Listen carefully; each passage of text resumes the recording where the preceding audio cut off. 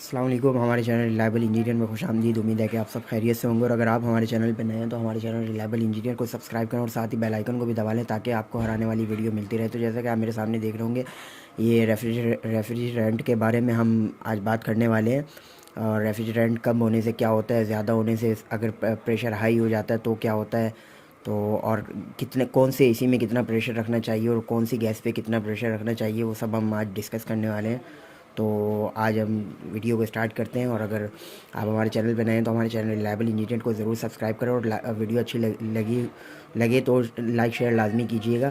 तो चले हम स्टार्ट करते हैं। जैसे कि आप मेरे सामने देख रहे होंगे, सबसे पहले नंबर पे R22 गैस है। ये नॉन इन्वर्टर एसी में डलती है। या ऊपर आपको लिखा हुआ भी नज़र आ रहा होगा, ये gas name standing pressure, suction pressure और डिस्चार्ज प्रेशर। ठीक है, ये इसका डिस्चार्ज प्रेशर है, ये सक्शन प्रेशर है, ये स्टैंडिंग प्रेशर है और ये गैस के नाम है। ठीक है, और नॉन इन्वर्टर एसी की गैस है R22। ठीक है, अब R22 में कितना प्रेशर होता है? स्टैंडिंग प्रेशर जो होता है वो 150 से 160 PSI होता है, जबकि सक्शन स्टैंडिंग का मतलब होता है रुका हुआ।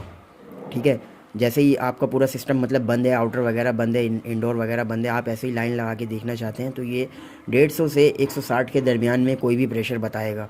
ठीक है, 152, 155 या 160, सॉरी 158। तो ऐसे ही अगर आप सक्शन में लगाएंगे, मिसाल के तौर पे जब आपको गैस चार्ज करनी है तो अगर आपका ज़ीरो प्रेशर है, ठीक है, तो आप अच्छा जिस जिस वक्त ज़ीरो होगा प्रेशर फिर ये भी नहीं बताएगा। ठीक है, और अगर ये होगा भी तो मतलब अगर मिसाल के तौर पे एक दो पॉइंट ऊपर होंगे प्रेशर के तो वो 15-20 बता देगा।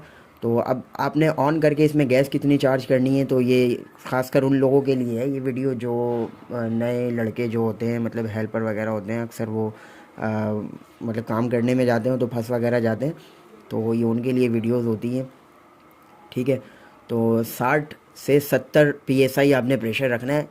ठीक है, 60 से 70 PSI, यानी कि उस मीटर होता है, मीटर के ऊपर नंबरिंग लिखी हुई होती है, आराम से आप उसको देख सकते हैं। उसके हिसाब से इसमें R22 में 60 से 70 प्रेशर आता है और इसका डिस्चार्ज प्रेशर होता है 250 से 300 PSI। ठीक है, अब मसला ये है कि आप इसको मिसाल के तौर पे अगर पाइपिंग लंबी है, बहुत ज़्यादा लंबी है पाइपिंग, जैसे कि मिसाल के तौर पे 50 फुट की पाइपिंग है, तो आप इसको 80 कर दें प्रेशर को, कोई मसले की बात नहीं है, क्योंकि जो रुका हुआ प्रेशर होगा इसके अंदर, ठीक है, मिसाल के तौर पे जो पाइप के अंदर जो प्रेशर चल रहा होगा वो भी कंट्रोल हो जाएगा। वरना अगर आप इसको 70 पे रखेंगे तो फिर 60 पे रखेंगे तो जो पाइप के अंदर सर्कुलेशन के दौरान जो गैस होगी वो सही से चिल्डनेस नहीं देगी एसी के अंदर।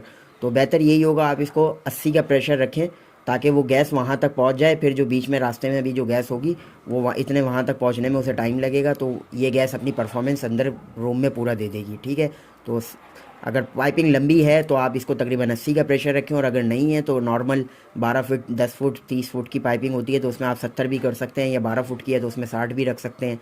ठीक है, तो ये सारे सीन होते हैं इसके।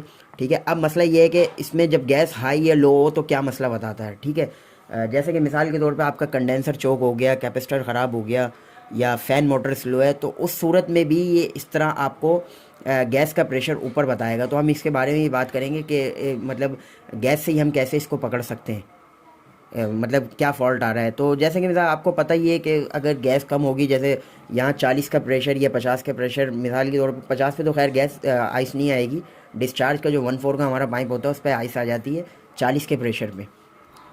ठीक है, 35 हो, 30 हो, 40 हो, तो इस पर गैस आइस आना शुरू हो जाती है। तो इसका मतलब ये है कि हमारा जो सिस्टम है वो लीक है, कहीं ना कहीं से गैस निकल रही है। बास टाइम ऐसा भी होता है, सर्विस की ज़रूरत होती है सिस्टम को, तो मतलब मामूली सी अगर 40-45 का प्रेशर है और आपको मतलब आपको दिखने से ऐसा लग रहा है हाँ पे ब्लोर वगैरह इसका चौक है या फिल्टर वगैरह चौक है या इसका क्या कहते हैं कॉइल वगैरह चौक है, तो उस सूरत में जो है ये फिर सर्विस की भी ज़रूरत होती है। तो प्रेशर लाजमी बात है डाउन होता है, प्रेशर जब चौक होता है तो अपनी एयर बाहर निकाल नहीं पाता, तो इस बिना के ऊपर जो है वो प्रेशर को जो है डाउन कर देता है। तो ये भी आपको देख लेना ज़रूरी होगा कि सिस्टम चौक तो नहीं, अगर नहीं है तो फिर उसके बाद इसका मतलब ये है कि लीक है, या फिर हो पॉसिबल है कि अगर आपने चेक कर लिया लीक नहीं है, ऑयल नहीं बता रहा कहीं, तो इसका मतलब ये है कि आप इसको अच्छी तरह जो है वो मतलब 10-15 का प्रेशर इसमें ऐड कर दें तो बराबर हो जाएगा हमारा प्रेशर। अब मसला ये है कि दूसरी बात ये है कि डिस्चार्ज का जो मिसाल के तौर पे जो हेड प्रेशर बढ़ाता है, मतलब 60-70 जो हमने प्रेशर रखा है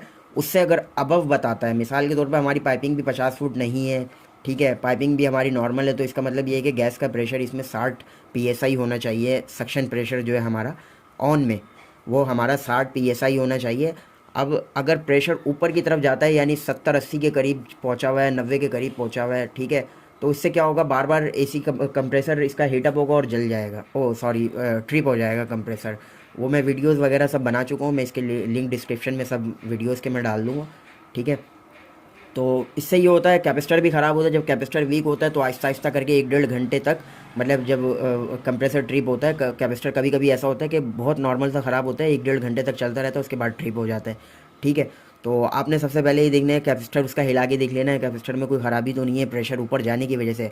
दूसरा, आपने प्रेशर ऊपर इसलिए भी जाता है कि जो है वो कंडेंसर इसका चौक है या फिर मोटर फैन मोटर जो है आउटर की वो स्लो घूम रही है, ठीक है, प्रेशर इसलिए भी इसका ऊपर जाता है। अच्छा, इंडोर की फ़ैन मोटर अगर स्लो घूमेगी तो प्रेशर नीचे की तरफ आएगा, यानी ये जो सक्शन प्रेशर है ये नीचे की तरफ आएगा, यानी 40-45 पे आएगा। और अगर मिसाल के तौर पे चल रही हो आउटर की मोटर होती है तो इसका प्रेशर जो है वो 60-70 से अबव हो जाएगा, यानी कि क्रॉस मार जाएगा, 80-90 तक चला जाएगा, फ़ैन मोटर ना चल रही हो या फिर कैपेसिटर का कोई मसला हो या फिर कंडेंसर चौक हो। तो ठीक है, ये हमारा R22 का तरीक़ाकार था। तो R410 हमारा इन्वर्टर और नॉन इन्वर्टर दोनों में डलती है, ठीक है, ये इन्वर्टर में भी डलती है और नॉन इन्वर्टर में भी डलती है। इसका स्टैंडिंग प्रेशर जो होता है, यानी जब गैस हम ऐसे ही से और इसका कैप खोलकर और लाइन अपनी लगाते हैं, चार्जिंग लाइन जो होती है जिससे गैस हम चार्ज करते हैं मीटर वाली, जब हम वो लगाएंगे तो 250 से 260 के दरमियान इसका PSI बताएगा, यानी कि रुका हुआ प्रेशर है। स्टैंडिंग प्रेशर आप बहुत अच्छी तरह से समझते हैं, ठीक है। सक्शन प्रेशर यानी ऑन का जो इसका प्रेशर है, ठीक है, वो 130 से 140 होता है। अगर सर्दी है तो मिसाल के तौर पे तो नॉर्मल हो जाता है, टेम्परेचर थोड़ा नीचे भी आता है। गर्मी है तो इससे ऊपर भी जा सकता है, 150 भी जा सकता है। वैसे ये आप इसको 150 पे चार्ज करें तो ज़्यादा बेहतर है, क्योंकि चिल्डनेस गर्मियों में जो है वो 150 भी मिलती है इसको सही, ठीक है, अच्छी परफॉर्मेंस देता है। तो इसको इस तरह चेक करें आप, और 140 या 130 इसका प्रेशर रखें, ठीक है, या अगर गर्मी है तो 150 रख दें। तो और इसका डिस्चार्ज प्रेशर होता है 450 से 500 PSI तक, ठीक है, ये इसका इन्वर्टर का है हमारे। अच्छा, सेम टू सेम सीन होता है इसके अंदर भी, बस फ़र्क ये है कि उसके अंदर कैपेसिटर नहीं होता, ठीक है। इसकी भी अगर फ़ैन मोटर स्लो होगी या कोई मामला होगे तो वो एरर दे देगा, लाजमी बात है। गैस वगैरह कम होगी तो तब भी एरर दे देगा, वो तो आप इजीली पकड़ ही सकते हैं, बहुत आसान कर दिया अब तो कंपनियों ने काम। और अगर ऐसा होता है कि मिसाल के तौर पे कोई एरर नहीं दे रहा और लेकिन कूलिंग भी मज़ेदार नहीं आ रही है, ठीक है, तो आपको फिर ये सब जो मैंने ऊपर अभी बताया वो सब करके देख लेना होगा।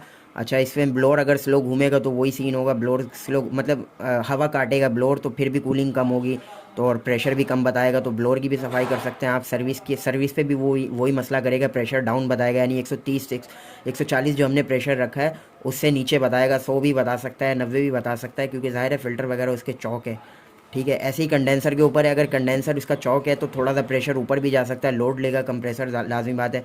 अगर वो एरर नहीं देता तो फिर लाजमी बात है कूलिंग कम करेगा, तो ये भी आपने देख लेना है। या फिर यहाँ से जो है प्रेशर हाई बता रहा होगा इसका, तो ये सब चीज़ें देख के आपने मेंटेन रखना है इसी को। बहुत सिंपल सा और आसान सा तरीका है। ये R410 के बारे में आपको पता चल गया, इसका स्टैंडिंग प्रेशर, सक्शन प्रेशर और डिस्चार्ज प्रेशर, ठीक है। डिस्चार्ज 1/4 के वॉल पे जो नट लगा हुआ होता है उससे चेक किया जाता है, ठीक है। PSI प्रेशर तो ये सक्शन प्रेशर तो आपको सबको ही पता है, जिस वक्त हम चला रहे होते हैं, मतलब AC को ऑन रखते हैं उसमें ये गैस चार्ज करते हैं हम 130 से 140 तक, ठीक है। और ये इसका स्टैंडिंग प्रेशर है, यानी अगर गैस मौजूद है सिस्टम के अंदर और 250 से 260 तक ये आपने देखना है, तो इसका मतलब गैस इसमें पूरी है, ठीक है।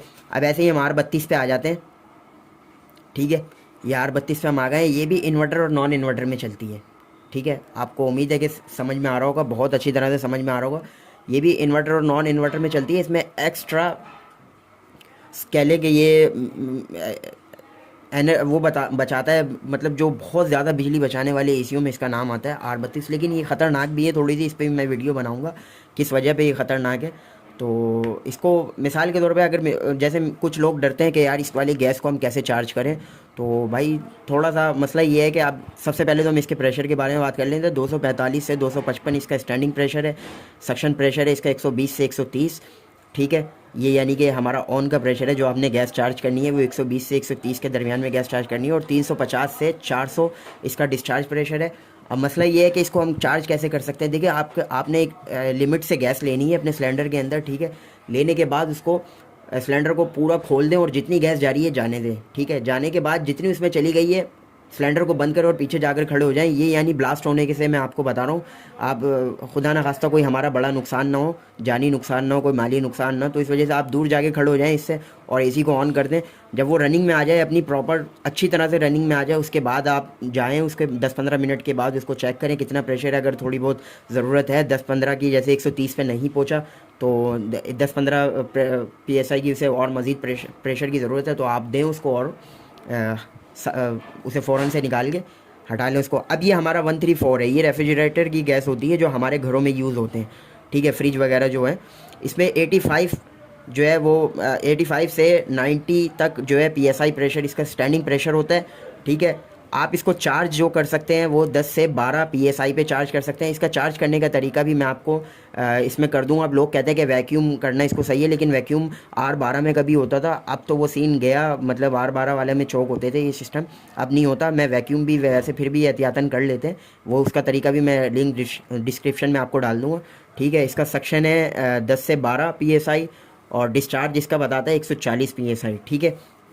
ये इसका डिस्चार्ज प्रेशर है, ठीक है। ऐसे ही ये R600A है, ये भी इन्वर्टर रेफ्रिजरेटर जो है हमारे इन्वर्टर फ्रिज और नॉन इन्वर्टर जो फ्रिज होते हैं ये भी उसमें डलती है, ठीक है।